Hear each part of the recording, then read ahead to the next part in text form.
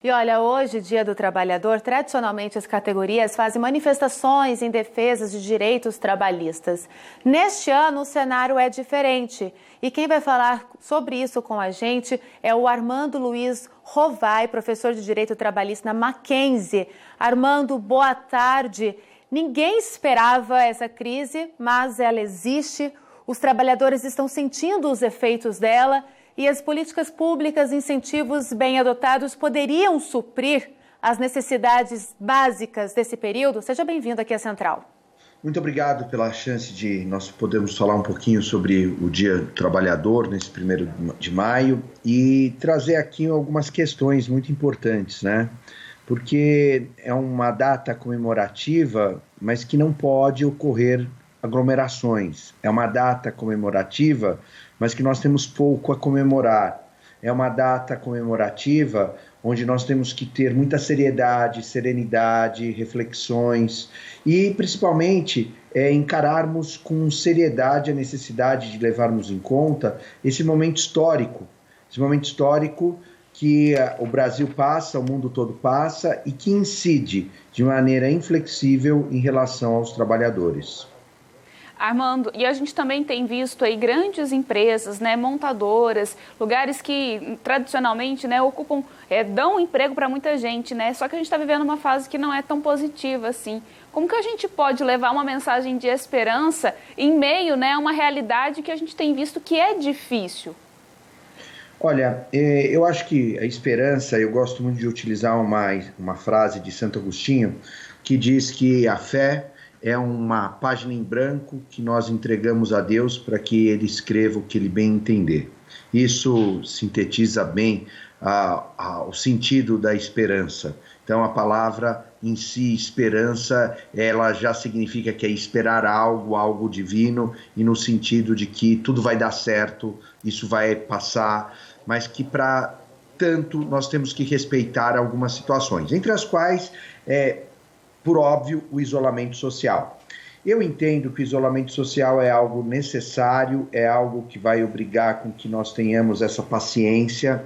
As políticas públicas devem ser moldadas a trabalhar com a necessidade, com a premência de que esse isolamento se adeque às necessidades, inclusive da atividade produtiva. E mais, infelizmente, pelos estudos, nós temos a impressão de que as coisas, infelizmente, tendem a piorar nas próximas semanas. E para isso nós temos que tomar alguns cuidados, algumas cautelas, entre as quais de permanecer nas suas respectivas casas e manter esse isolamento. Aí você vai me falar, poxa, e como é que fica a atividade produtiva? As pessoas precisam trabalhar, precisam subsistir? Pois é, aí que vai participar o poder público tem a obrigação, o Estado, de intervir na economia neste momento. Veja, eu acredito piamente na liberdade econômica, eu acredito piamente em valores como a livre iniciativa, eu acredito piamente em valores destinados a promover a atividade produtiva, sem dúvida nenhuma. Mas nesse momento histórico, nesse momento de pandemia, nós vamos precisar da intervenção do Estado para que a gente passe por essa fase. E depois, quando voltar tudo ao normal, aí sim, aí nós teremos uma estrutura produtiva totalmente nos moldes da iniciativa privada, liderando a livre concorrência e por aí vamos. Ô Armando, como que deve ser pós-pandemia esses trabalhadores todos que hoje estão em casa para voltarem a uma rotina, voltar ao serviço, voltar para uma grande empresa, até mesmo a linha de produção? Como que deve ser a pós-pandemia, as lições que a gente tem que levar desse período e aplicar a partir dessa volta? A primeira lição que nós acho que temos que ter é verificar o quão frágil é a vida humana em relação ao próprio sentido do imponderável. Essa é a principal lição. Do ponto de vista do trabalhador, do ponto de vista das empresas, eu acho que nós temos que tomar alguns cuidados, desde a higienização até efetivamente da manutenção de um espaçamento maior efetivamente entre as pessoas e talvez, num primeiro momento, até efetivamente a ciência, a técnica, criar uma vacina para acabar com esse vírus, nós vamos ter que ter a utilização de máscaras, a utilização do álcool gel em todas as convivências em todas as relações humanas, enfim, talvez durante um bom período as aglomerações elas devem ser totalmente impedidas, quer dizer, são situações que as empresas também vão ter que se adaptar. E mais ainda, com o auxílio, o bom auxílio dos meios ferramentais tecnológicos, como a internet, como o que nós estamos fazendo agora, que é a via digital para uma entrevista, vão ser também levados para a atividade empresarial. Então, o home office, atividades de rodízio entre empregados, veja, vai ter que ocorrer nessa primeira fase.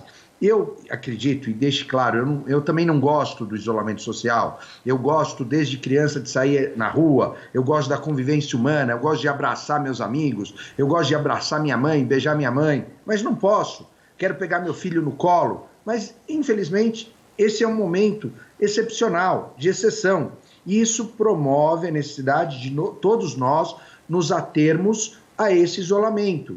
É ruim, mas devemos fazê-lo. Com certeza. Armando, a gente quer agradecer a sua participação, a sua gentileza de nos atender nesse 1º de maio. Muito obrigada, viu, por nos atender e trazer essas reflexões tão importantes nesse dia que é histórico de luta e de reconhecimento também. Muito obrigada. Eu que agradeço muito a vocês, excelente trabalho, que Deus os proteja todos os nossos telespectadores, a TV Aparecida, que Nossa Senhora Aparecida esteja sempre com o manto dela sobre todos nós, e eu tenho sempre aqui na minha frente, sou devoto de Nossa Senhora de Fátima, esse é o mês de Nossa Senhora de Fátima, dia 13 é o dia de Nossa Senhora de Fátima, eu vou rezar bastante para Nossa Senhora de Fátima, para que nós consigamos passar por isso. Eu me emociono toda vez que eu falo, porque eu tenho esperança, eu tenho o otimismo de que a gente vai passar por isso, mas realmente a gente está passando com suor, lágrimas e muita coragem. A gente tem que ter, e Deus vai ajudar. Sem dúvida nenhuma, a gente vai passar com uma vitória e um aprendizado. E, de novo, pessoal, fiquemos em casa. Só uma questão, pedir para rezar também, para os nossos políticos serem um pouco mais conscientes de que devemos pensar no Brasil. Eles devem parar de ter ideias tão ligadas a problemas pessoais e começarem a pensar no Brasil, a lutarem para que as ideias sejam unificadas, tentar movimentar uma ideia próxima para a gente pensar em combater o vírus. Nosso inimigo é o vírus, nós somos uma nação única, precisamos nos unir. Políticos, vamos nos unir, vamos esperar dias melhores, que eles virão. Isso mesmo, obrigada, viu, Armando?